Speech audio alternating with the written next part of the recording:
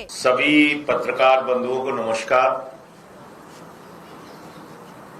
जैसा हम लोग बार बार कहते हैं कि इस देश में एक ईडी पार्टी है जिसका जीवन ईडी में बसता है, जिसकी सांसें ईडी से चलती हैं, जो ईडी पार्टी ईडी के जरिए पूरे देश में लोकतंत्र पर कब्जा करना चाहती है, राजनीतिक दलों पर कब्जा करना चाहती है, राजनीतिक दलों के नेताओं को प्रताड़ित करना चाहती है। वही ईडी पार्टी जिसने अरविंद केजरीवाल को जेल में डाला, मनीष सिसोदिया को जेल में डाला, सत्येंद्र जैन को जेल में डाला, मुझे पकड़ के जेल में डाला, अब जब उनको कुछ नहीं मिल रहा है तो कायरों की तरीके से हमारे नेताओं पर फिर से उन्होंने हमला शुरू कर दिया। कभी संजीव अरोड़ा को पकड़ के जेल में डाल रहे हैं, कभी किसी के खिलाफ छापेमारी कर रहे हैं। एक को तो अशोक मित्तल को छापा मार के तोड़ के लेके चले ही गए। और अभी जो दीपक सिंगला है, आम आदमी पार्टी के गोवा के सह प्रभारी, दीपक सिंगला के ऊपर बिना किसी कारण के ईडी पार्टी और उसके मुखिया पड़े हुए हैं। यह पूरा मामला क्या है, मैं 2 मिनट में आपको समझाता हूं। दीपक सिंगला के रिश्तेदारों के खिलाफ 2014 में, याद रखिएगा कोई आज का मामला नहीं है, 2014 में दीपक सिंगला के रिश्तेदारों के खिलाफ मुकदमा दर्ज हुआ, एफआईआर हुई।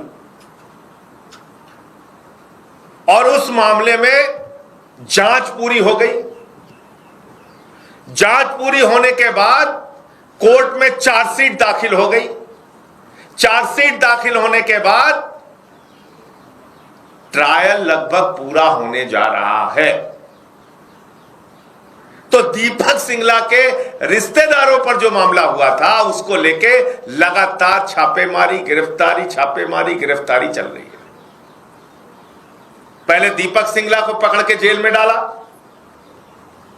आज उनके भाई रमन सिंगला के ऊपर छापेमारी कर दी ईडी पार्टी की ईडी ने। आज हमारे कार्यकर्ता जो गोवा में काम करते हैं, सोनू बजाज वॉलेंटियर है हमारा, उसके घर में ईडी पार्टी की ईडी ने छापेमारी कर दी।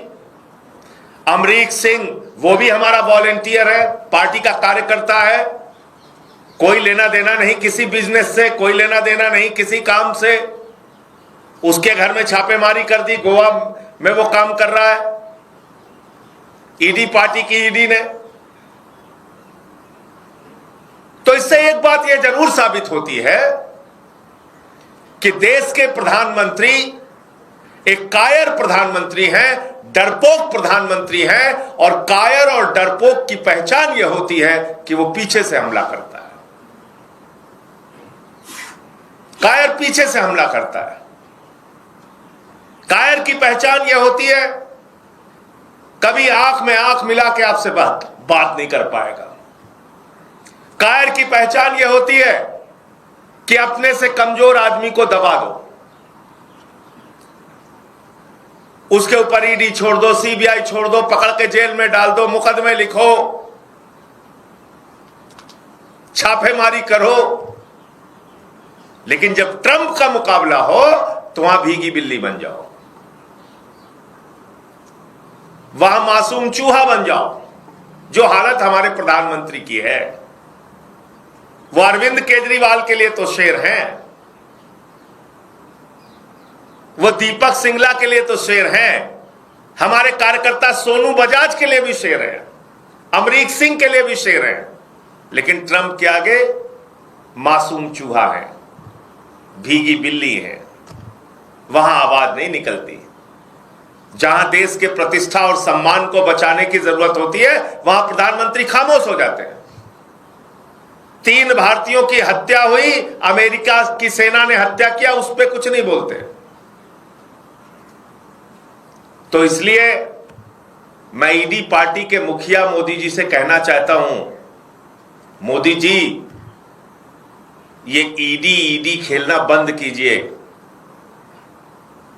आम आदमी पार्टी के कार्यकर्ता जिनका दीपक सिंगला के बिजनेस से कोई लेना देना नहीं है, उन पे आप छापेमारी करा रहे हैं। दीपक सिंगला और उनके भाई पे छापेमारी करा रहे हैं, ऐसे केस में जिसका ट्रायल लगभग पूरा होने जा रहा है। तो पूरा देश आपकी सच्चाई देख रहा है। आप आम आदमी पार्टी को तोड़ने के लिए, कमजोर करने के लिए हर हथकंडे अपनाते हो,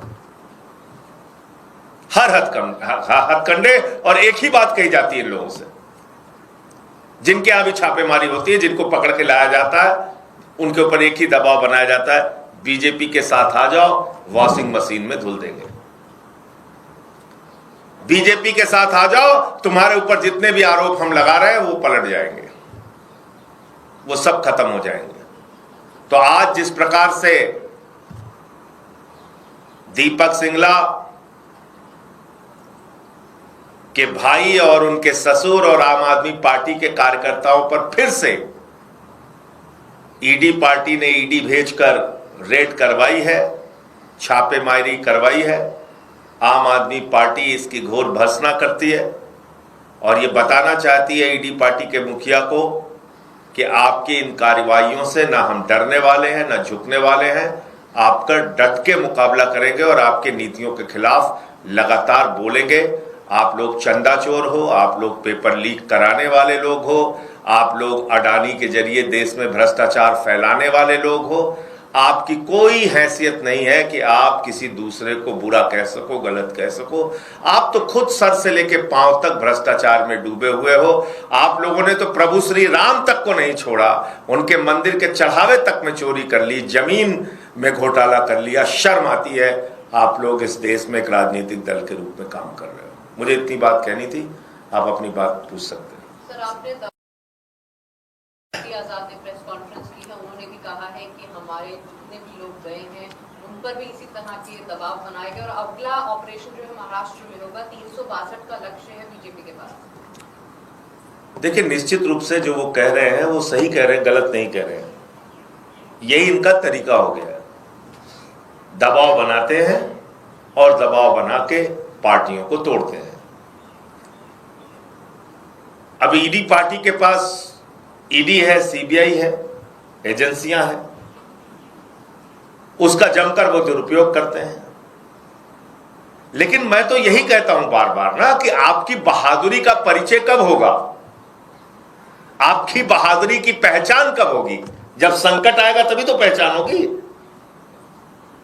ये सारे लोगों की क्या हालत हो गई, क्या क्या कस्में खाते थे ममता बनर्जी के नाम पे, कितनी बड़ी बड़ी बातें करते थे, काबा मदीना गाना गाते थे। वो सयानी घोष को आप देख लीजिए। तो कुछ तो अपनी बातों में दम होना चाहिए ना। इतने कायरों की तरह डर के झुक के कैसे काम चलेगा? आपके ऊपर ईडी छोड़ दिया, सीबीआई छोड़ दिया, थोड़ा सा दबाव बन गया, हाँ जी जी हुजूर बताओ। ये कौन सा तरीका है? आपको ममता बनर्जी से कोई तकलीफ है? पार्टी फोरम के अंदर बात कहते हैं आप,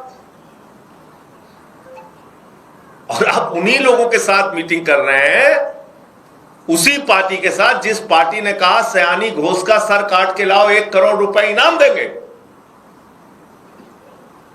और आज ना बीजेपी को कोई प्रॉब्लम है सयानी घोष को अपने साथ मिलाने में, और टीएमसी के सांसदों को अपने साथ मिलाने में, ना उनके अंधभक्तों को कोई समस्या है, और ना ईडी पार्टी को कोई समस्या है। इसका मतलब इनका कोई दीन धर्म नहीं है। मैं तो बार बार कहता हूं, सिर्फ दाऊद इब्राहिम का बीजेपी में आना बाकी रह गया है।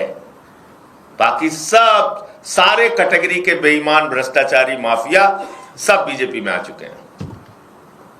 धन्यवाद। सर, इसके अलावा पंजाब में कल अकाल तख्त की तरफ से, उसके बारे में पार्टी अपना आधिकारिक बयान देगी।